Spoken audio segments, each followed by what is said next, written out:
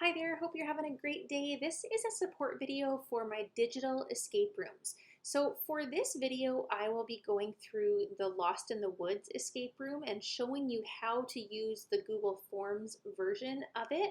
However, if you're using a different digital escape room from me, this video is still going to be applicable because all of my escape rooms follow a fairly consistent format. So with that, let's just have a quick tour here of exactly what you do to get this escape room to your students in a digital version. So first of all, you open up the digital folder if you are planning on using the digital version, and you'll click on this link here. And it's going to ask you, would you like to make a copy of, in this case, Lost in the Woods? So we will make a copy.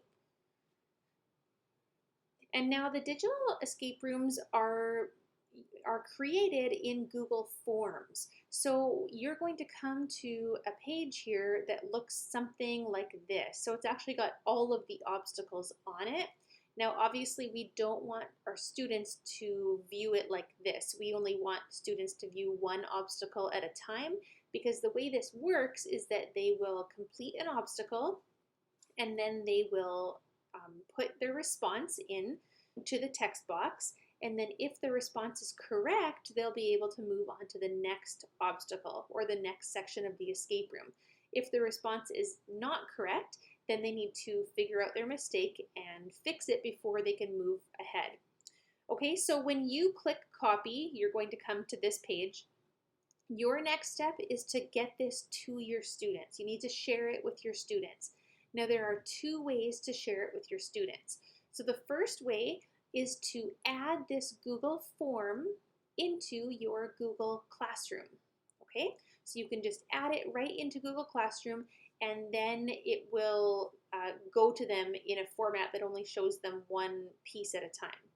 The other option is you can share it. So up here you go to send, and here it says send via. You're going to press the link, and here's the link right here that you want to share with them. So if I just click copy, it copies that link to my clipboard. And then if I paste it in here, you can see that now I'm in the format that we want our students to see. So you could send that link to your students through email or whatever, and when they click on that link, then this is the format that they will be taken to. So as you can see, we only are given one piece of this escape room at a time. So first of all, students will read through the intro. Just a little shortcut, if you don't already know this, Command-Shift+ will zoom in for you, or Command-Shift- will zoom out. Okay, so there's a little intro. They'll look at the picture. Now again, if you're not using Lost in the Woods, that's okay. This format you'll see in my other escape rooms as well. Okay, now we have obstacle 1. So here there's a little outline of obstacle 1, the little backstory, and we're going to press next again. Now here it says your task is to put the fire puzzle together, light the fire by finding the products. You will type them into the boxes below by row. Okay, so then we see a link. So here is how the obstacles work. When we click on a link, we'll be taken to a Google Slides document. And so this Google Slides document is obstacle number 1, build a fire. So your students will make a copy of that. And this is where they will put the puzzle together. So normally, if you were doing this escape room in a print version, they'd be actually physically putting the puzzle pieces together. But here, we are just going to move the pieces around the screen. So the little pink box just gives your students a little bit of support there. It says put the fire puzzle together. The corner pieces are already in place. And then find the product on each tile. So they will just put the fire together. And I won't do this entire thing here. Just like this, and they'll keep moving the pieces, and then they'll go back to their Google form, and this is where they type the answers. So the instructions were to type the products in order from left to right. And for this specific obstacle, we're going to do the top row, and then the middle row, and then the bottom row. So we would type the products in, press next, and then it would take us to the next obstacle.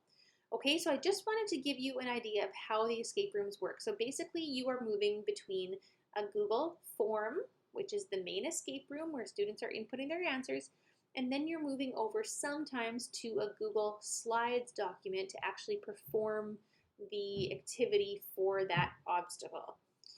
So as long as your students get used to that, just kind of going between the two, they should be good. Now, a couple things just to remember. One thing in particular is in a classroom setting, when you do the escape rooms in a classroom setting, the answers don't have to be exact, right? So I know that when I've done these with groups of kids, if their answer is close to the correct answer, I usually just let them go on to the next obstacle. Now, in the digital version, that's a little bit different because they do have to input the answer exactly into the form in order to move along to the next obstacle. So that's something that you'll have to explain carefully to your students, to make sure to put spaces in the appropriate spots, periods, etc. And usually there is extra instructions here, so they'll need to get very good at reading directions as well. So that's not a bad thing. Anyways, that is in a nutshell how the digital escape rooms work. If you have any questions, feel free to get a hold of me, and I hope you enjoy using these in your classroom. Thanks so much. Have a great day.